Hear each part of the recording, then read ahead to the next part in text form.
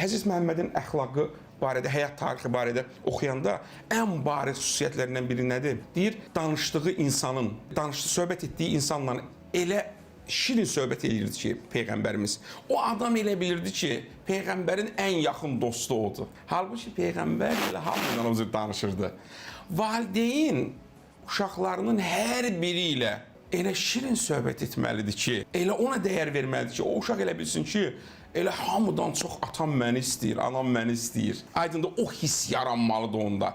Problem yoxdur. İcazə verin uşaq onları alsın. Ustadlarımızdan, böyüklərimizdən biri deyirdi ki, uşaq vaxtında böyüklük verin, onu böyüdün. Böyüyəndən sonra o böyüklüyü sizə qaytaracaq, valideynlərə qaytaracaq. O da sizə böyük kimi baxacaq. Şəxsiyyət kimi formalaşır. Uşağa şəxsiyyət verin deyir.